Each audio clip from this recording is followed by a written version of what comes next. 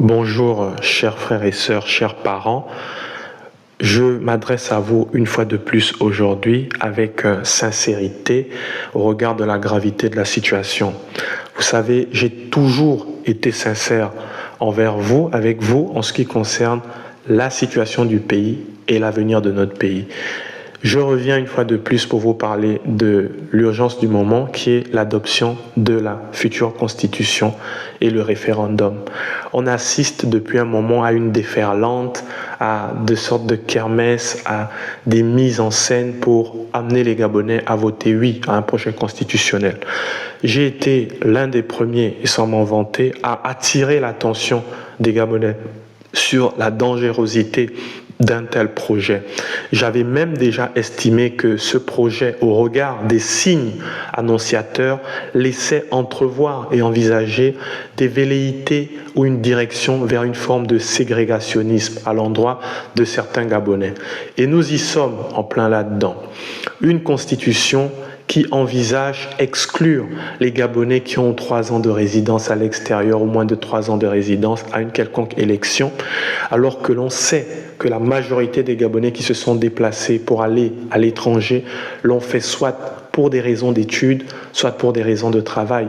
Personne n'ignore que les 14 dernières années ont été des années véritablement difficiles pour la population gabonaise. Il y a eu une augmentation de la paupérisation, une aggravation des conditions sociales. Il y a eu une fracture sociale qui a augmenté et il y a eu une sorte de déliquescence du tissu social sécuritaire. Donc les Gabonais ont vécu des situations atroces, des situations atroces et des situations inimaginables. Comment, après une telle période, on peut se lever en période dite de transition et décider de ségréguer des Gabonais qui ont déjà été victimes d'une ségrégation pendant plus de 14 ans? C'est une injustice trop grande. C'est une injustice. Il n'y a pas de petites injustices, mais cette injustice est simplement insupportable et inadmissible. Il y a donc cette tendance à nier notre gabonité. Il y a cette tendance à nier qui nous sommes réellement. Et il y a même un doute qui est émis à l'endroit de notre engagement et de notre patriotisme pour notre pays.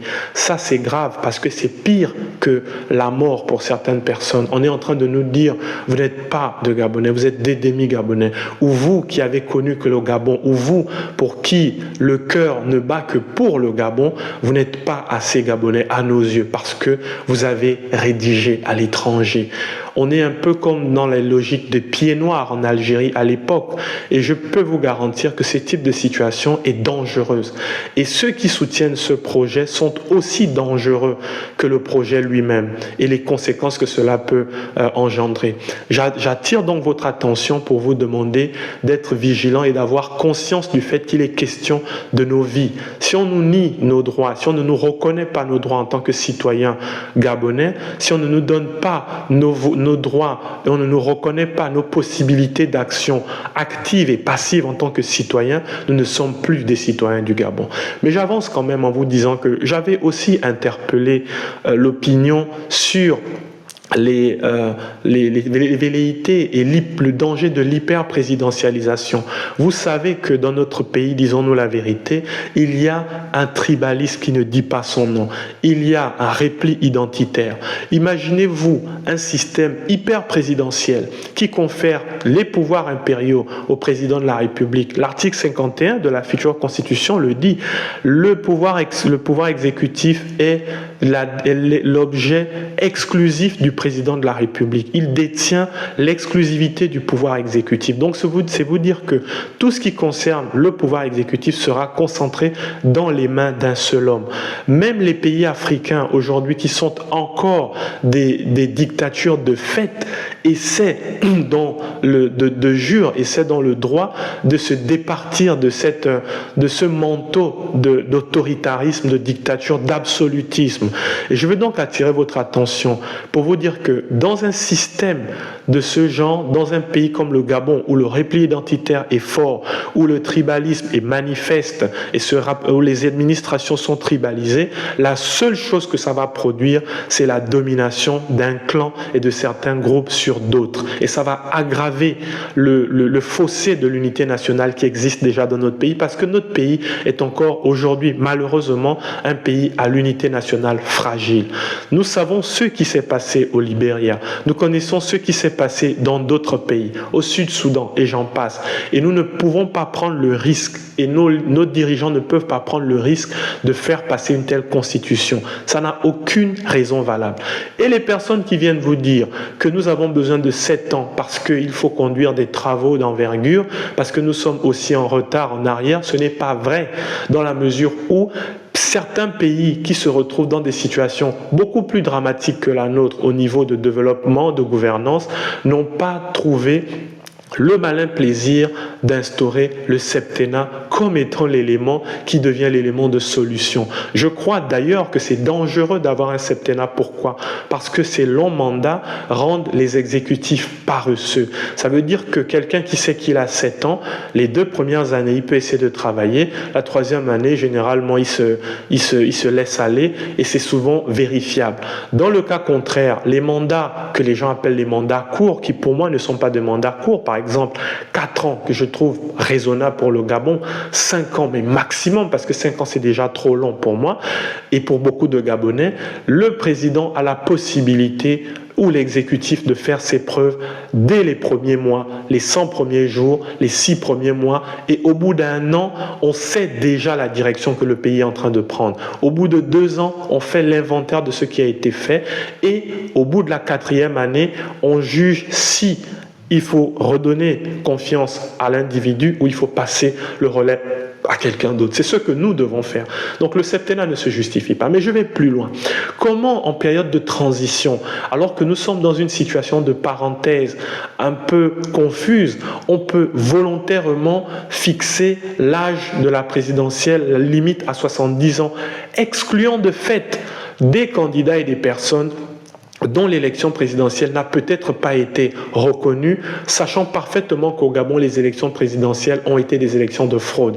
Donc on va vers une constitution qui ne tend même pas à restaurer la justice, qui ignore le passé et qui veut simplement donner des nouvelles orientations, et ces orientations souffrent même d'une véritable légitimité. Chers compatriotes, je voulais, et chers frères, chers parents, je voulais avec toute la sincérité vous interpeller encore une fois, parce que je vous le dis, l'heure est grave. L'heure est grave et ne faisons pas les erreurs de ce qui s'est passé en Côte d'Ivoire. Ne faisons pas les erreurs. On ne peut pas bâtir quelque chose en cherchant à instaurer une injustice sur ceux qui n'ont rien fait. Nous n'avons pas agressé notre pays, nous n'avons pas été contre notre pays. Au contraire, nous avons été des victimes pendant toutes ces années. Et l'État, au lieu de nous récompenser, au lieu de nous apporter des réparations, ils décident, ceux qui sont à la manœuvre, de nous exclure simplement, de nous bannir, parce que c'est de ça dont il est question. Et quand vous voulez bannir des citoyens, quelle pourrait être la réponse de ces citoyens à ce traitement ?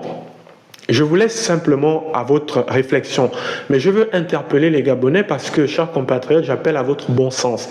Et je vous dis que la majorité des personnes qui appuient ce projet le font soit parce qu'ils sont aux manettes de l'État, actuellement ils tirent les ficelles, soit par solidarité ethnique et tribale. Voilà la réalité.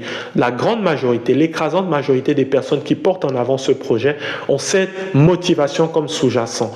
Mais des personnes qui sont véritablement des patriotes et qui savent que nous avons un pays à construire ne peuvent pas soutenir un projet qui exclut des Gabonais qui eux-mêmes ont été matraqués par le système qui est tombé, disons, du moins le régime qui est tombé. Alors je voulais donc avoir cette conversation avec vous.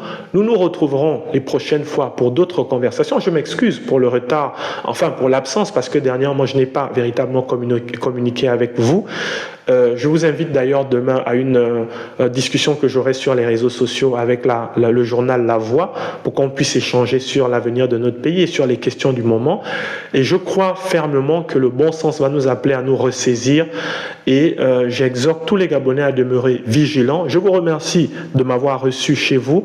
Nous nous retrouvons bientôt et que Dieu et nos ancêtres veillent sur notre beau pays. À très bientôt, chers compatriotes.